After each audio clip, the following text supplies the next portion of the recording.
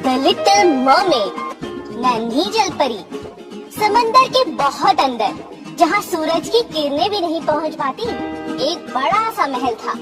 वहाँ राजा अपनी माँ और 6 बेटियों के साथ रहता था। जलपरियों को समंदर से बाहर निकलने की इजाजत नहीं थी जब तक वे 15 साल की नहीं हो जाती। जैसे जैसे वे 15 साल की होती गई, वे बाहर समंदर के जाकर देख सकती थी। जो भी जलपरी घूम कर आती, सबको बताती उसने क्या देखा। किसी ने सुंदर महल, तो किसी ने सुंदर शहर देखा। सबकी बातें सुन सबसे छोटी जलपरी जल्द से जल्द घूमने की इच्छा रखती, जिसका नाम था एरियल। आखिर वो दिन भी आ गया जब एरियल भी 15 साल की हो गई। अब मैं भी इंसानों की धरती देख पाऊंगी। जलपरी ने शाम होने का इंतजार किया और जब वो समंदर के बाहर निकली, उसने एक बहुत सुंदर बड़ी सी शिप को देखा। मुझे सुंदर शिप को पास से देखना चाहिए, नन्ही जलपरी ने अपनी सबसे अच्छी सहेली से कहा। अचानक आसमान में आतिशबाजी होने लगी, सुंदर रंग बिरंगे पटाखे फूटने लगे और रात के अंधेरे में आसमान और भी सुंदर लगने लगा। मुझे जानना है, ये क्या सेलिब्रेट कर रहे हैं? जलपरी शिप के पास जाकर उसे देखना चाहती थी, इसलिए वो तैरती हुई वहाँ पहुँची, जहाँ उसे खूबसूरत सी खिड़की दिखाई पड़ी, जिस खिड़की के अंदर एक सुंदर राजकुमार बैठा हुआ था, जिसका नाम था एरिक।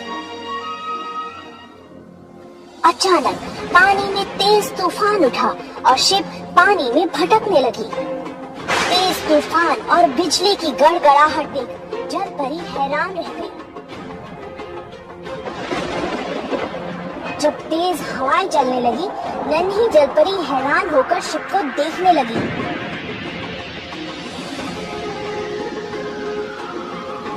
तभी जलपरी अचानक देखती है कि समंदर में राजकुमार गिर पड़ा है।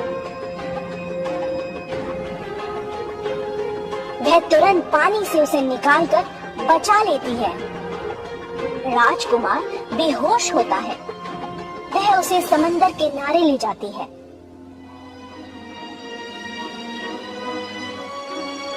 कुछ ही देर में वे दोनों किनारे पे पहुंच जाते हैं और शिप पानी में डूब जाती है।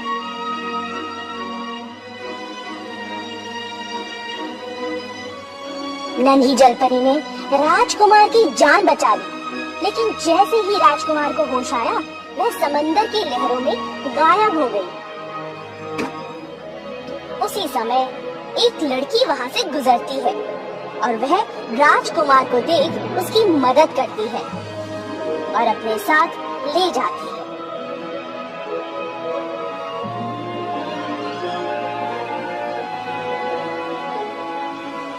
काश मैं दोबारा राजकुमार को देख पाऊं। वह तो यह भी नहीं जानता कि मैंने उसकी जान बचाई है। एरियल उदास हो गई। हर रोज नन्ही जलपरी पानी के ऊपर जाकर राजकुमार को ढूंढती, पर उसे कभी वहाँ राजकुमार नहीं दिखता। एक दिन महल के पास एरियल ने दोबारा राजकुमार को देखा। उसके बाद वह हर रोज उसी जगह आकर राजकुमार को देखने लगी। एक दिन नन्ही जलपरी ने अपनी दादी से पूछा, क्या इंसान हमेशा जिंदा रहते हैं? नहीं बेटी नहीं, उन्हें मरना पड़ता है, लेकिन हमारी तरह उनकी आत्मा अमर है जो हमेशा रहती है, दादी ने कहा। उसके बाद नन्ही जलपरी ने सोच लिया कि वह इंसान बनना चाहती है। मैं समंदर की जादूगरनी से पूछती हूँ, शायद वो मेरी मदद करे, एरियल ने सोचा। एक दिन एरियल समंदर की जादूगरनी से मिलने जाती है और अपनी इच्छा उसे बताती है।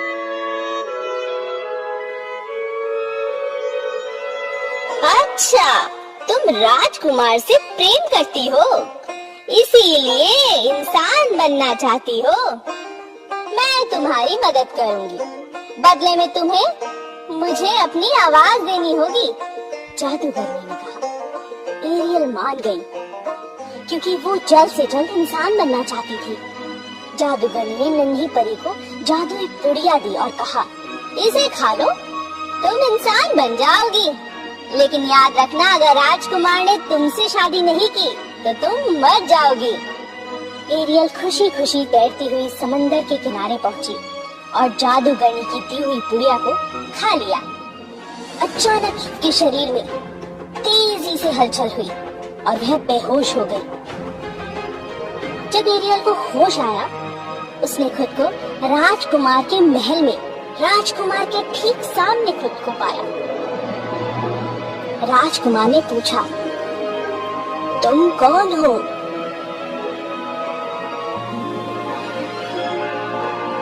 नन्ही जलपरी ने जब बात करने के लिए बोलना चाहा, उसे एहसास हुआ कि उसकी आवाज जा चुकी है।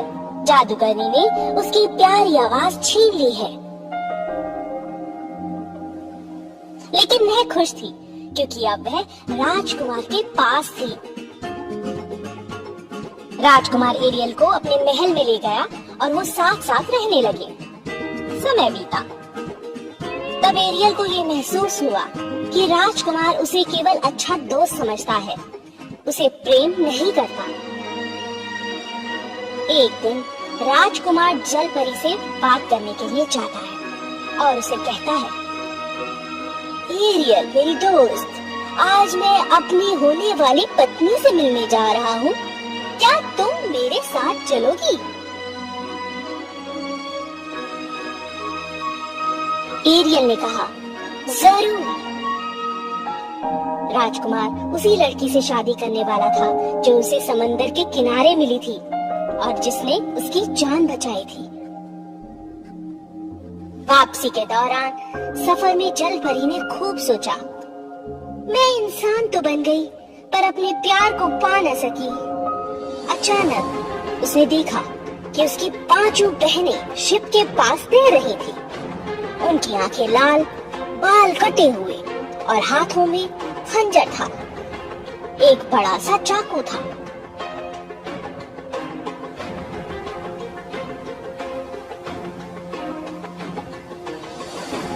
जलपरी हैरान थी। उसने उन 5 बहनों से पूछा, तुम सब यहाँ क्या कर रही हो? तुम्हारे बालों को क्या हुआ?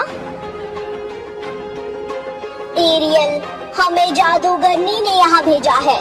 बदले में वो राजकुमार को तुम्हारे द्वारा मरवाना चाहती है और ये काम तुम्हें करना होगा क्योंकि फिर तुम नहीं मरोगी, तुम हमारे पास लौट आओगी। 5 बहनें एरियल को समझाती हैं। एरियल जैसे ही बड़ा चाकू लेकर कमरे में घुसती है। मैं राजकुमार को नहीं मार सकती। जैसे ही एरियल ने खंजर को फेंका, वह पानी में जाकर गिर पड़ा और अचानक पूरा पानी लाल हो गया। और इससे पहले कि 5 बहनें कुछ समझ पाती, एरियल समंदर में छलांग लगा देती है। लेकिन समंदर के अंदर जाने की बजाय वह समंदर से ऊपर उड़ने लगती है। एरियल को लगा वह ऊपर और ऊपर जा रही है, आसमान की ओर, हजारों परियों के पास। परियों से उड़ती हुई अपने आप को महसूस कर रही थी। आओ, तुम्हारा बादलों की दुनिया में स्वागत है। तुम यहाँ अपने अच्छे कर्मों के कारण आई हो। बादलों की परी ने कहा। छोटी जलपरी की दुनिया और खूबसूरत हो गई थी। वह खुशी से बादलों में उड़ने लगी। आखिर उसने राजकुमार से सच्चा प्रेम जो किया था